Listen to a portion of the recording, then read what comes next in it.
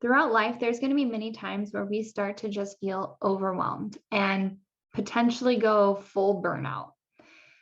So, what do you do? Well, Dr. Meagan Pollock shares some of her experience with burnout and some of the things that she did to overcome burnout, but also some of the realizations that she came across to help her prevent burnout in the future. I actually did not go straight through. I don't know Yeah. if you know this, but I actually went and lived in Spain in between those 2 degrees. I was Um, curious. yeah, so I took some time off, and I was a little burnout, and then I did come back. Although when I left for Europe, I had planned to not return, but turns out I just needed a really good vacation. How Worked long as an were au you in pair when Spain I was for, there. and what did you do while you were there? I was an au pair, so that's a fancy French term for like Wow. nanny, I think. But Yeah. I worked for a Spanish family and lived in Malaga, Spain. They had a housekeeper, they had a nanny. My job was to play with these beautiful little girls, 2 and 6, and to teach them English. And Wow. so it was pretty great. I worked, like 30 hours a week. I studied at the university. I learned Spanish while living there. And then I went to the beach every day. It's a pretty good life. And I was there, I worked for them for 6 months, but I was in Europe total of about 7.5 months. Do you feel like that was like necessary for that, like you said, like refresh after the burnout? It was critical for it. I had been pretty classic overachiever for most of my life, maybe still a little bit, but Yeah.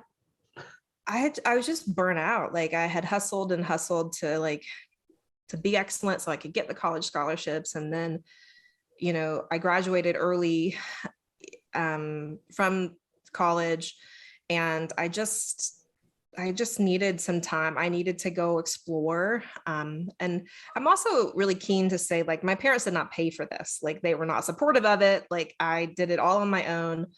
And worked while I was living there, and lived 8 cans of tuna when my family was not feeding me. But it was really critical. And it was on my birthday, halfway through that time, when I was hiking, and we were all of the family, we were hiking, and the father of the family who lived next door, and they were related, but he said, "What are you doing, Megan?" I was like, "I'm hiking up a mountain." And he's like, "No, what are you doing with your life?" And these people, both of these families they were business owners. They had, the woman who lived next door, she was a PhD civil engineer.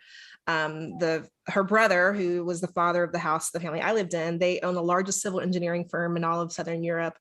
And then, one of them had the largest clothing distributor in all of Europe and Africa. So these are important people who had big jobs.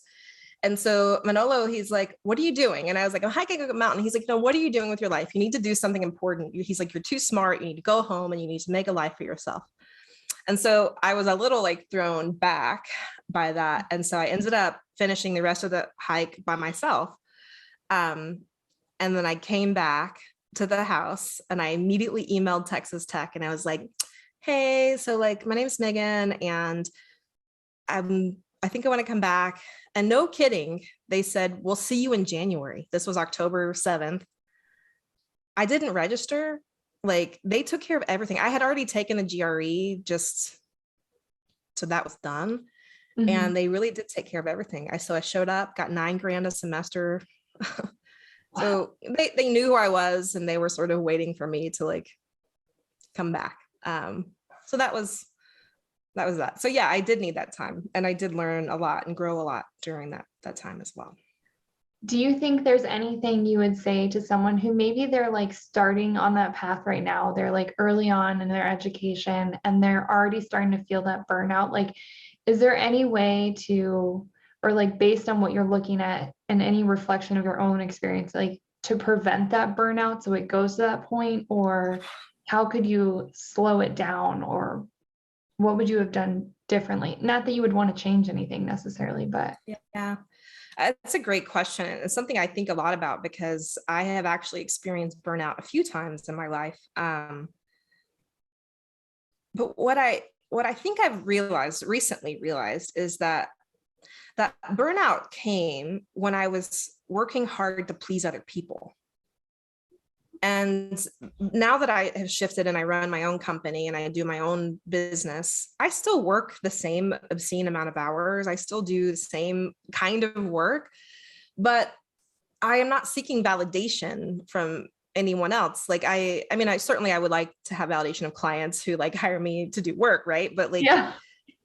I my hustle isn't for someone else to pay me more, isn't for someone else to promote me, isn't for someone else to like make me feel valued. And so I think for me, working for myself has reduced that tendency that I have to like work so hard to please an employer when nobody is going to be able to really give us what we need in those kinds of areas. So I don't know that I'm the best person to give advice on like how to not burn out other than like work for yourself, but that's a very complicated piece of advice in and of itself, you know, but I don't know, like I think also like it was certainly a privilege to be able to take off and go across the country or go across the globe. And you know, some people have parents who might support them. Mine were not supportive. And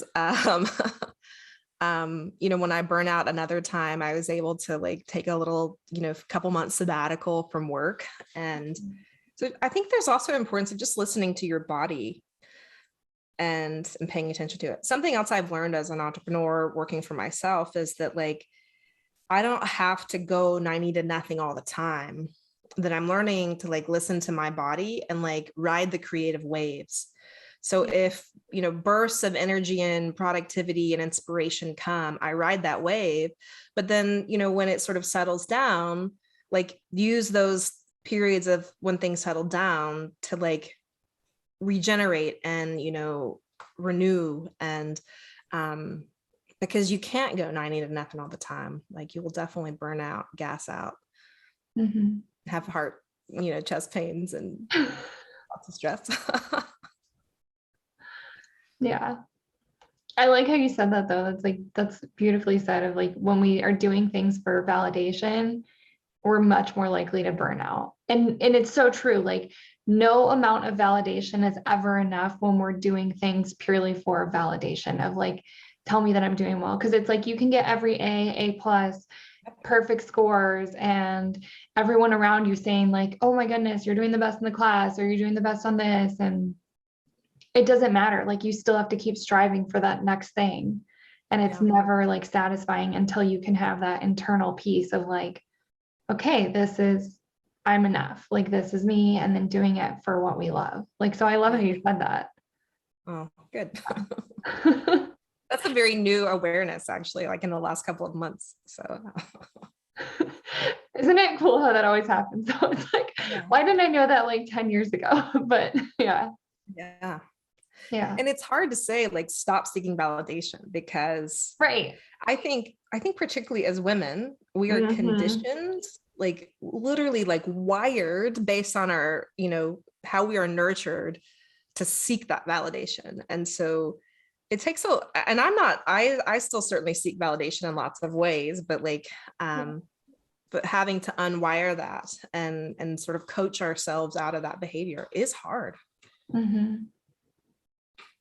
Yeah. And I think that like, you know, I'm excited to hear and get more into it, like your mission and what you're doing now and everything. But I think having something like that you're so like connected to and that's so important to you, and then striving for that mission helps with that a lot. Because then it's not just like I'm overachieving for societal standards. It's like, okay, I have an internal like purpose and mission that I'm working towards. Yeah, for sure.